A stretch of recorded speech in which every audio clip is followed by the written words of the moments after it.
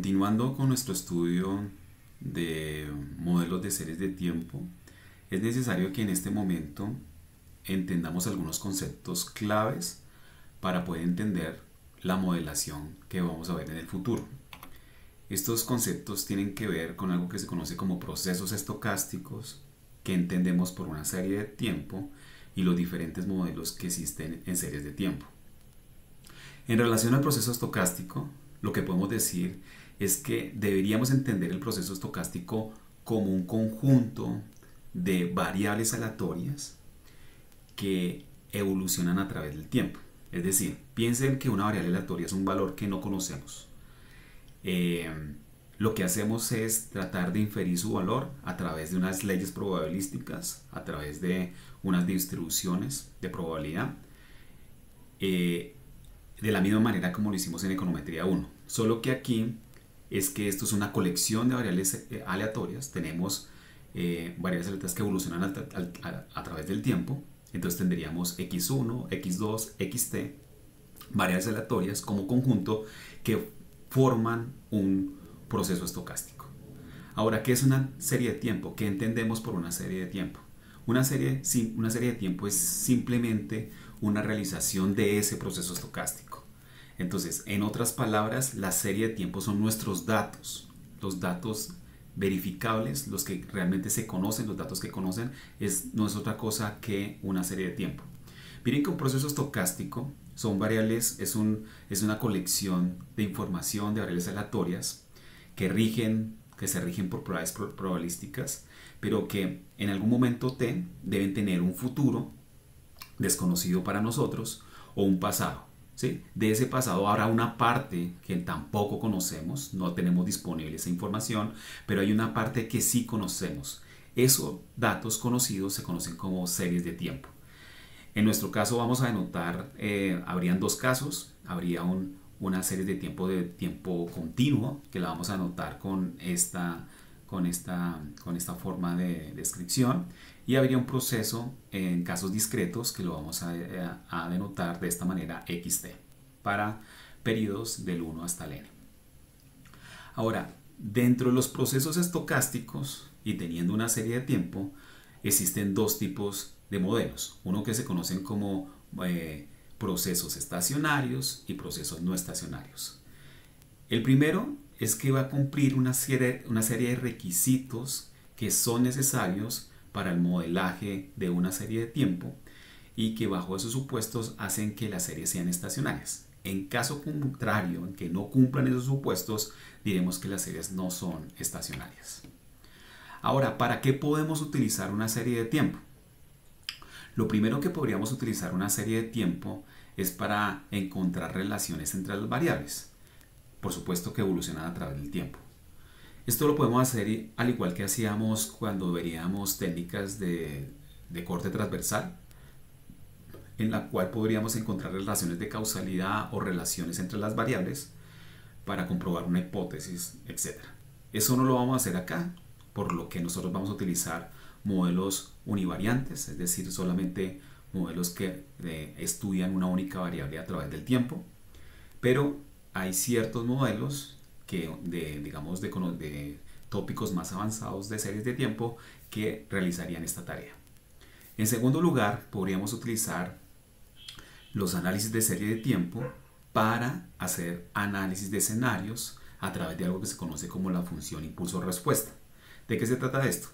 Nosotros podríamos construir un modelo de tal manera que en un punto t, a partir de ese punto t, pudiéramos hacer pulsaciones o choques sobre una variable particular, sobre esa variable particular en el momento t, y a partir de allí descubrir por las propiedades que hemos descubierto de ese proceso estocástico que rige a la variable de análisis, cómo podría evolucionar a partir del choque. ¿Sí?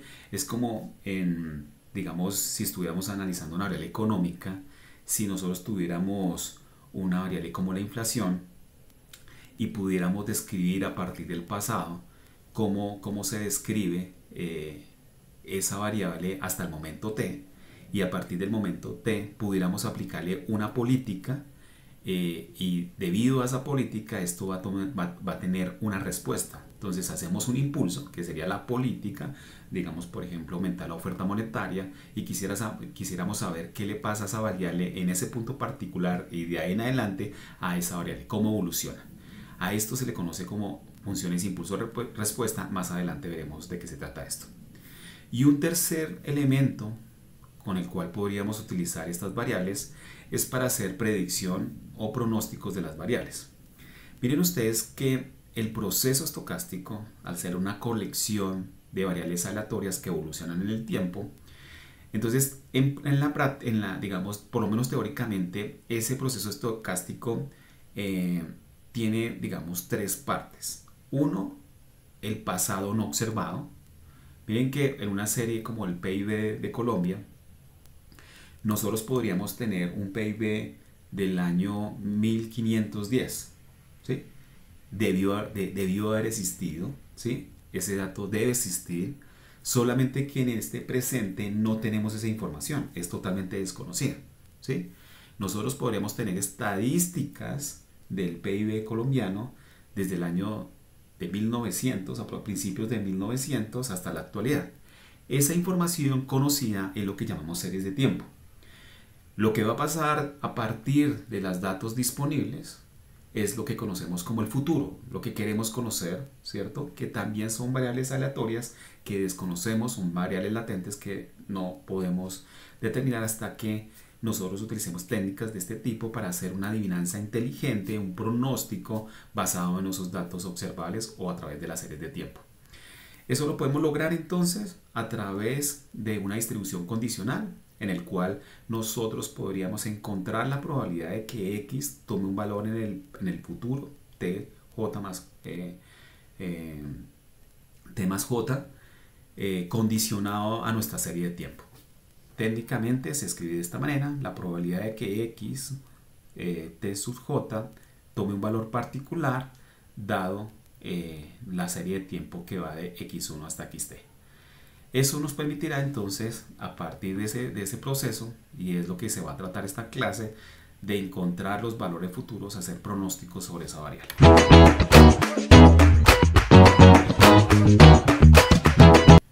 Bueno, entonces vamos a entender algunos conceptos, repito, para el caso de procesos estocásticos en el caso estacionario.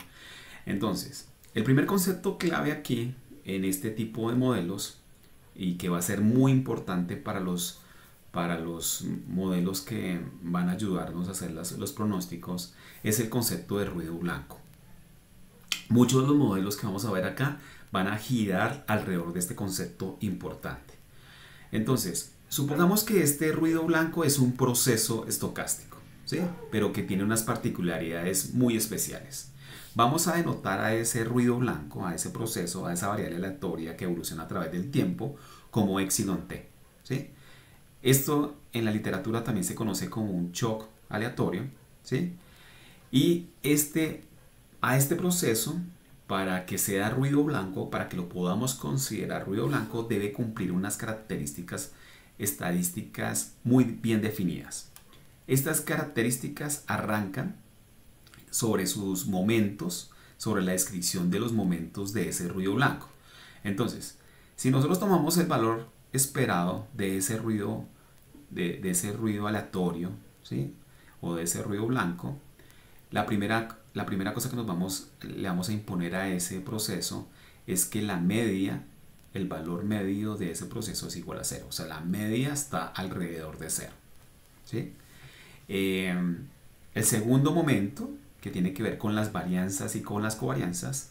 Entonces, en el caso de la varianza, ustedes recordarán que por estadística el valor esperado de una variable aleatoria al cuadrado de la varianza, esta es la definición de la varianza, es una constante que la vamos a denotar sigma cuadrado, ¿sí?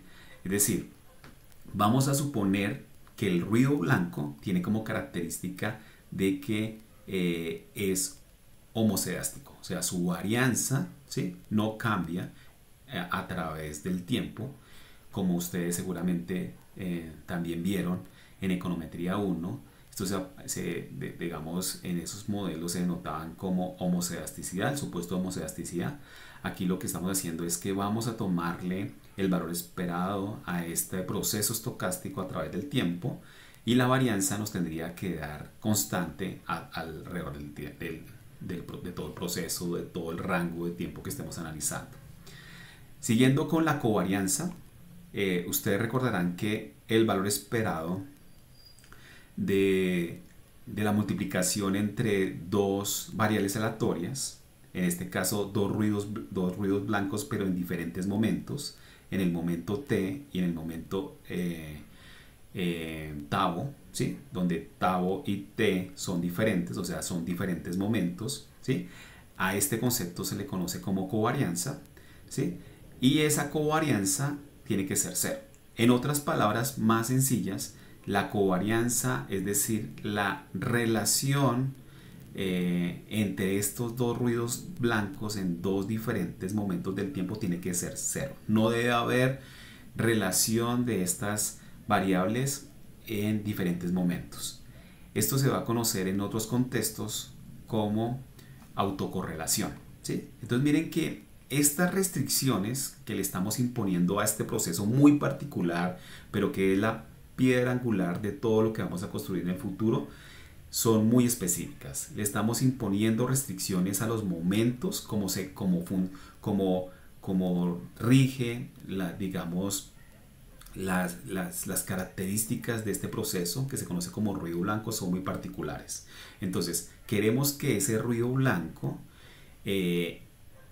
tenga una medida cero, que su varianza sea constante y que el valor esperado entre dos ruidos blancos en diferentes momentos, es decir, la covarianza sea cero. Si estas cosas se cumplen, vamos a decir que esto es un ruido blanco, ¿sí? Deberíamos imponerle, generalmente se impone otro tipo de requisito, es que el ruido blanco se debe distribuir I y D. Para aquellos que no saben ese concepto, cuando uno dice que una variable aleatoria es I y D, significa que es independiente e idénticamente distribuido. Lo de independiente tiene que ver con este supuesto, que estos componentes, esos choques aleatorios deben ser, no depender, no existe correlación entre ellos, ¿sí? Independiente hace referencia a eso, y idénticamente distribuido es que vamos a suponer que además de estos tres elementos, ese choque aleatorio se va a distribuir de la misma manera, no importa el tiempo, siempre se va a distribuir de manera normal, ¿sí?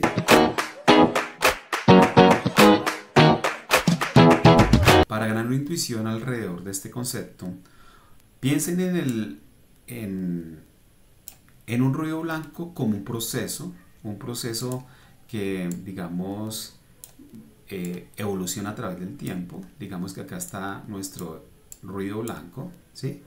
Acá está el tiempo, ¿sí? En un periodo t inicial, llamémoslo t sub 0, ¿sí? Arranca la serie y por acá digamos que está el 0, ¿sí? Generalmente es así, la media es 0.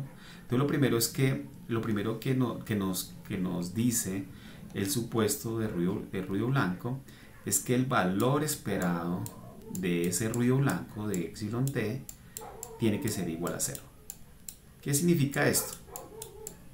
Que la serie a partir de este momento tiene que girar alrededor de la media, y la media siempre será 0. Mira que en promedio esto es un ruido blanco. Mire que a pesar de que en algunos momentos se desvíe de 0, tiene que regresar a otro valor, pero si usted le saca un promedio a toda la evolución de esta serie de tiempos, se va a dar cuenta que en promedio siempre ha estado girando alrededor de 0. Esa es la primera característica de un ruido blanco. La segunda característica es que la varianza, que la podemos denotar de esta manera, ¿sí? Si yo cojo este ruido blanco y lo elevo al cuadrado, es la varianza por definición, si le saco el valor esperado, es la varianza, es que tiene que ser constante, tiene que ser una constante, llamémosla sigma cuadrado, ¿sí? Entonces lo que nos dice es que en cada tiempo, no importa dónde evaluemos la varianza siempre va a dar lo mismo. si yo le calculara la varianza entre t y t más 1, ¿sí? Y me da un valor, esa varianza debería ser igual a cogerla en otro periodo, por ejemplo, en T2 y T3. ¿Sí? La varianza entre esos periodos no va a cambiar, sigue siendo la misma independientemente del periodo donde apliquemos eso. Y finalmente, la correlación entre dos periodos diferentes, que se escribe de esta manera: si yo cojo el valor esperado y tomo un ruido blanco en T y lo comparo con otro periodo, llamémoslo tau, ¿sí? Esa correlación no debe existir, ¿sí? No existe igual en lo que se llama autocorrelación. Entonces, estas características hacen que exista este proceso que se llama ruido blanco. Gráficamente es un comportamiento parecido a lo que está. Yo puedo tener, digamos, una serie aleatoria, la cual debe girar alrededor de la media, en este caso 0, ¿sí? Y sus varianzas no deben cambiar a través del tiempo.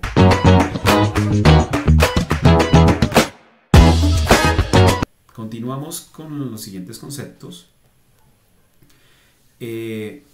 Siempre todos los procesos estocásticos, el ruido blanco es solamente uno muy particular, pero digamos que en términos más generales, los procesos estocásticos los vamos a describir por sus momentos, ¿sí?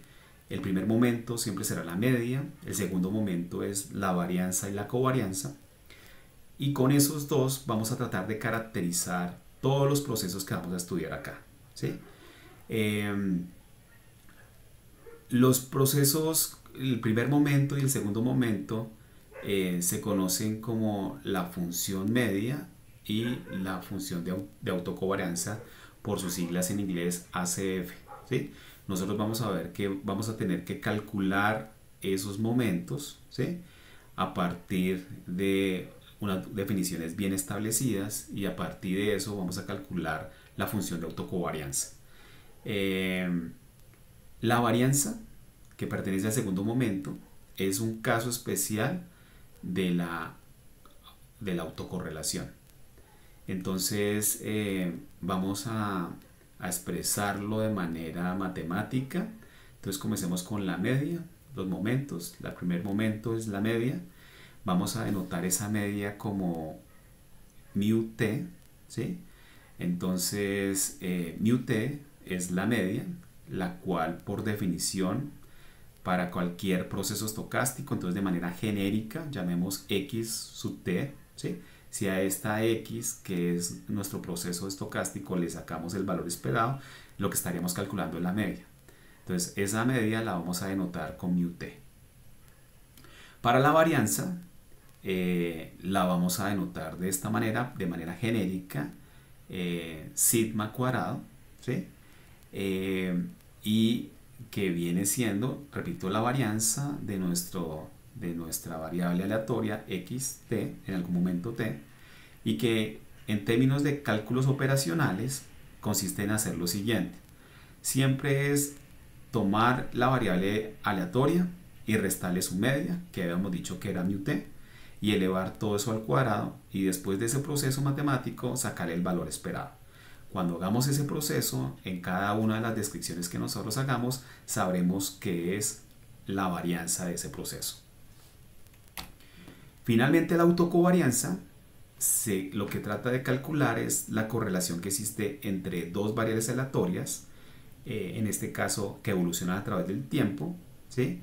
Y que podemos definir de la siguiente manera. En este curso nosotros vamos a definir esa autocovarianza como gamma, ¿sí? Entre dos periodos diferentes, por ejemplo T1 y T2. Entonces vamos a tratar de encontrar si existe una relación entre X en el periodo T1 y X pero en el periodo T2, ¿sí? Entonces, por definición, la autocovarianza se define como la multiplicación entre, primero calculamos X en el periodo 1 y le restamos su media, ¿sí? Y lo multiplicamos por el mismo cálculo, pero en este caso en el periodo T2. Entonces cogemos xt menos mu. Esa multiplicación, si le sacamos valor esperado, lo vamos a definir como la autocovarianza, ¿sí? O la función de autocorrelación.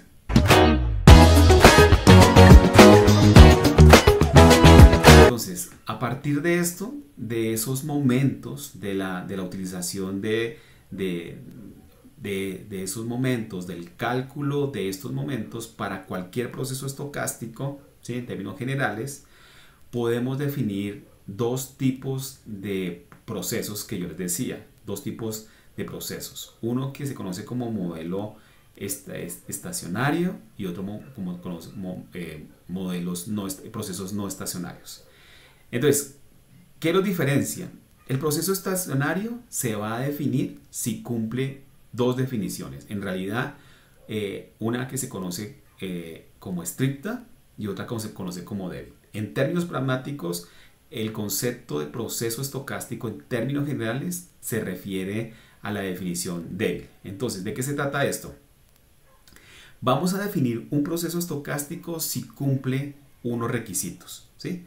Cuando nosotros definimos el proceso estacionario, estocástico, que es estacionario, desde su definición estricta, lo que estamos diciendo es que una serie, un proceso cualquiera, X, que evoluciona del tiempo T hasta el tiempo TK, ¿sí?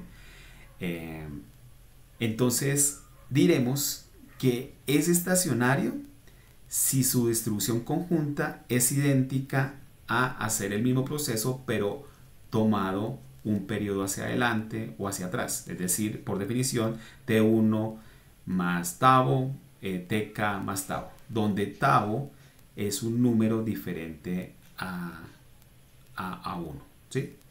Entonces, miren ustedes que en términos intuitivos lo que está diciendo es que no importa dónde yo tome la distribución conjunta del proceso, no importa, estas dos cosas deberían ser iguales independientemente del momento en que yo tome la distribución conjunta. Esto es de manera general, es una definición general, pero en la práctica, como les decía, vamos a describir un proceso como estacionario si cumple la condición débil. ¿De qué se trata esto? Entonces, vamos a imponerle a nuestro proceso estocástico tres condiciones. La primera, en general, miren que en general el proceso estocástico será estacionario si su media, ya habíamos definido el valor esperado de xt, que es el proceso estocástico, si el valor esperado de ese proceso es igual a mu. Miren que acá mu es una constante cualquiera, ¿sí? Esto se tiene que cumplir para cualquier periodo. Este símbolo significa que para cualquier periodo, para cualquier momento del tiempo, ese valor esperado tiene que ser igual, ¿sí? Tiene que mantenerse igual durante todo el proceso. Miren que esto se parece a la definición particular que hicimos del ruido blanco, solamente que el ruido blanco lo estábamos haciendo en la misma descripción, pero en ese caso decíamos que la medida es 0. Aquí no tiene por qué ser 0. Puede ser cualquier valor, cualquier valor. Lo importante es que si nosotros evaluamos ese proceso estocástico en cualquier momento del tiempo, siempre tiene que dar una constante.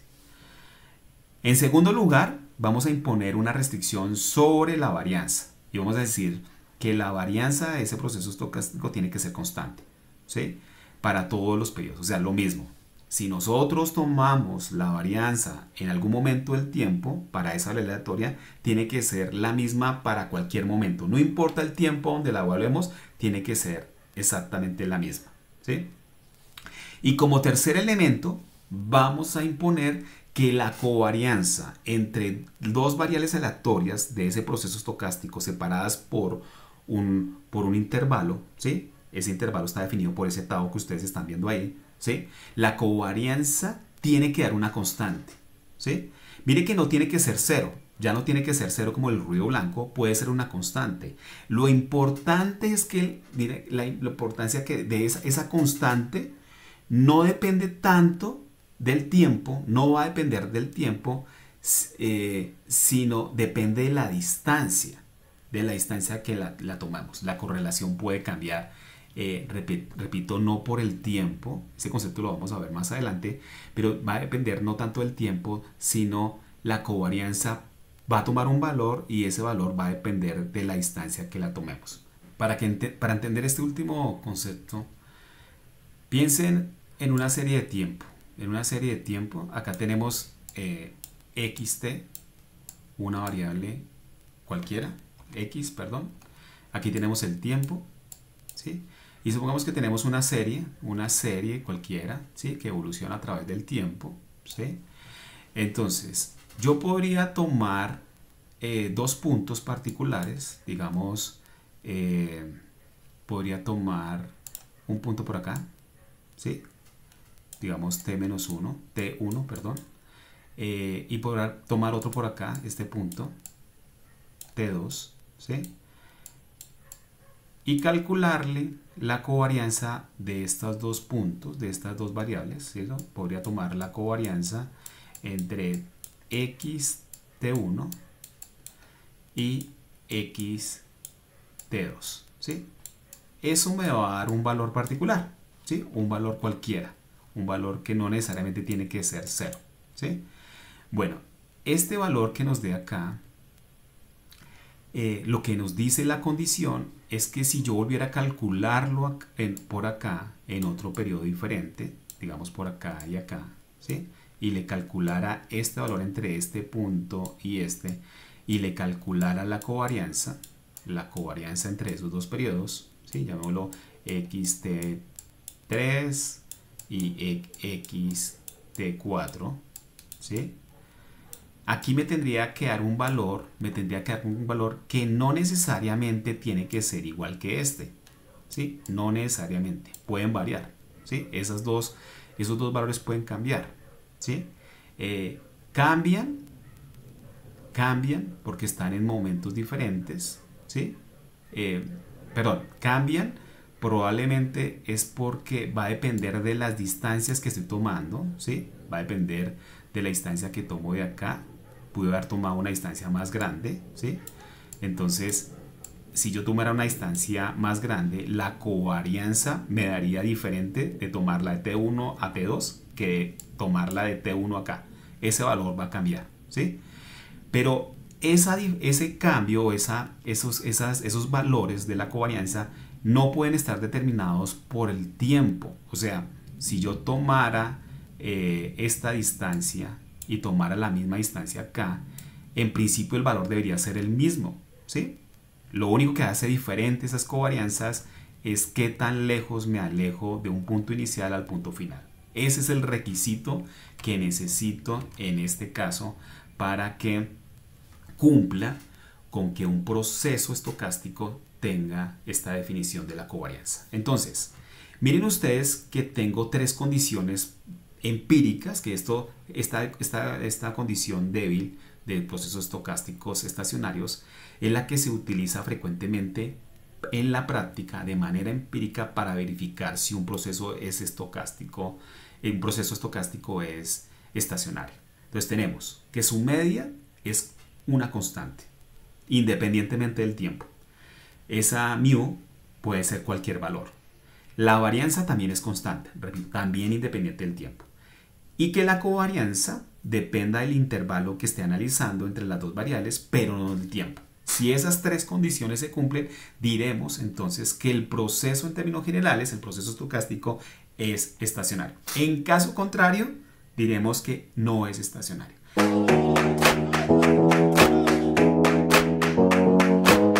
Entonces lo que vamos a hacer acá es analizar procesos. En general la primera parte del curso va a ser analizar procesos que son estacionarios. Después nos lanzaremos qué pasa cuando el proceso no cumple con unas condiciones, es decir, qué pasa cuando es no estacionario. Ahora, hemos dicho que vamos a definir la función de autocovarianza de esta manera, ¿sí? La vamos a definir como gamma de aquí en adelante, ¿sí? Y que ya sabemos que simplemente es el producto de las desviaciones de las dos variables aleatorias en dos diferentes periodos de tiempo, ¿sí? De esta manera es el valor esperado de eso. Será la covarianza entre esos dos momentos, ¿sí? A eso lo vamos a llamar la función de autocovarianza. La función de autocovarianza es la que nos va a permitir saber en últimas qué tipo de proceso me estoy enfrentando, y ese es el que me va a permitir o determinar elementos para saber mi serie cómo se está comportando. A qué mi serie, como les decía en uno de los videos, la técnica Bose-Jenkins se basa en construir un modelo teórico, ¿sí? Y a partir de ese modelo coger una serie y saber mi serie dónde se ajusta, cuál de los modelos se ajusta mejor, ¿sí? Entonces nosotros vamos a utilizar las funciones de autocovarianza para saber cuál es el modelo más adecuado para mi serie de tiempo. Y una vez que lo descubra y esté seguro que ese es el modelo que se le adecua, a hacer el pronóstico. Sin embargo, necesitamos saber si los procesos que estamos enfrentándonos son procesos estocásticos estacionarios o no lo son. Para eso necesitamos entonces que se cumplan estas condiciones, especialmente la débil, de manera empírica. Sin embargo, también deben ustedes saber que hay una medida que me ayuda a eliminar un problema, a quitarme de encima un problema que presenta la función de autocovarianza. Es que las medidas de unidad de los procesos estocásticos pueden cambiar, ¿sí? Entonces, eso me llevaría, entre otras cosas, a que la función de autocovarianza tenga problemas en términos de que si dos variables aleatorias no tienen las mismas unidades, tenga, digamos, un problema en su cálculo, y también podría llevarme a problemas interpretativos. Entonces, lo que vamos a hacer es estandarizar la función de autocovarianza por una función que se llama la función de autocorrelación. La función de autocorrelación, conocida como ACF, es simplemente tomar la función de autocovarianza, definida aquí arriba, y dividirla sobre la varianza.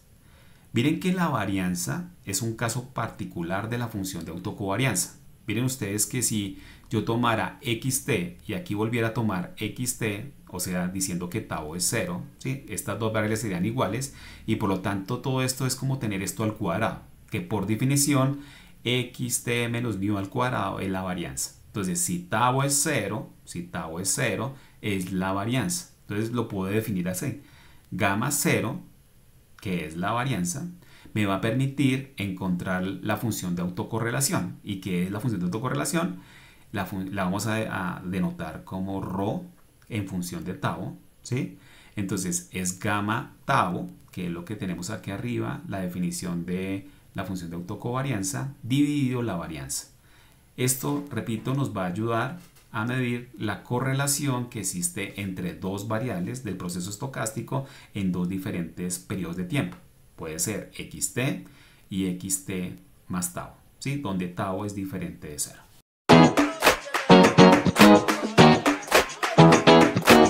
En este curso vamos a seguir la metodología de Bose-Jenkins, que lo que vamos a tratar de hacer es tratar de modelar las series de tiempo en función de dos tipos de modelos, ¿sí? Uno que se conoce como procesos autorregresivos, ¿sí?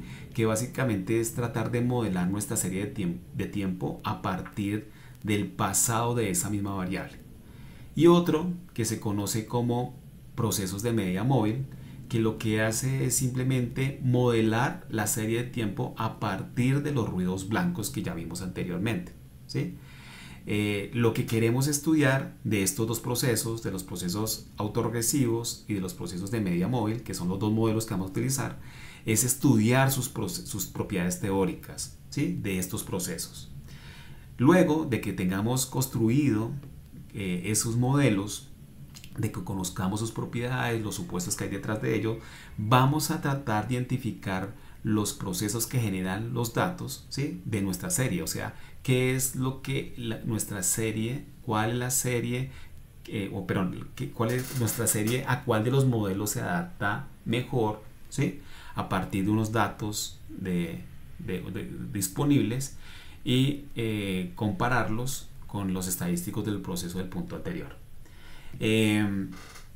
¿Para qué vamos a hacer esto? Para, como les decía, para crear escenarios, ¿sí? Para utilizar las funciones impulso-respuesta, para saber cómo a partir de un punto particular podemos generar impulsos, choques de esa variable y saber cómo se va a comportar en el futuro, y como les dije también para predecir, hacer pronósticos de las variables.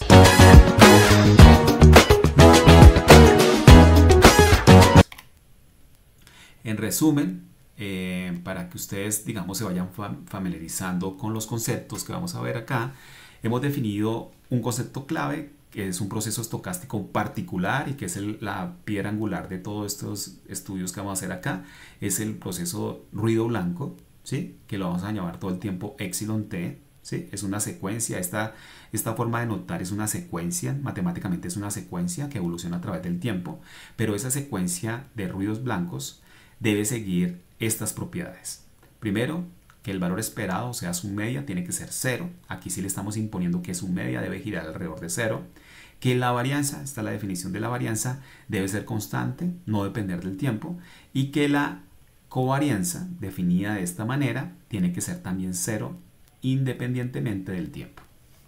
Ahora, después vamos a modelar a partir de estos procesos los dos procesos que vimos nosotros. En principio vamos a ver el proceso de media móvil, ¿sí? En donde vamos a coger ese ruido blanco y se lo vamos a incorporar a nuestra serie para modelarlo. Y un proceso de media móvil luce de esta manera. Nuestra serie llamada YT, es la serie en su versión discreta. Vamos a suponer que es generada, el proceso que generan estos datos, ¿sí? De nuestra serie de tiempo, están modelados por los ruidos blancos, por choques aleatorios, ¿sí? que se retroalimentan a través del tiempo. Entonces a este epsilon t lo vamos a llamar contemporáneo, ¿sí? Miren que el primer efecto directo que tiene en nuestra serie de tiempo tiene que ver con ese ruido epsilon t de manera contemporánea, ¿sí? Vamos a agregarle choques adicionales, que esto se conoce como rezagos. Vamos a coger esta variable, o sea, no solamente vamos a suponer que YT está influenciada por un choque totalmente aleatorio contemporáneo, ¿sí? Sino que también recoge los efectos de esos choques en el pasado, ¿sí? Entonces epsilon t-1 es un rezago de ese choque. Entonces creemos que nuestra serie de tiempo está influenciada por esos choques aleatorios en un periodo pasado inmediato, t-1, y este teta es un parámetro que vamos a tratar de estimar y que recoge qué tan influenciado está nuestra serie debido a ese pasado, o sea, en este caso t-1. Así sucesivamente podríamos regresar en el tiempo haciendo rezagos hasta t-q, el rezago t-q, y θ q sería entonces el parámetro que mide la influencia que tiene ese rezago del ruido aleatorio en el comportamiento de nuestra serie. A este proceso se le conoce como proceso de media móvil. En términos más concretos la vamos a llamar MA, ¿sí? Por sus siglas en inglés. Y Q hace referencia a los rezagos que nosotros vamos a imprimirle o que creemos que tiene el modelo para influenciar sobre nuestra serie.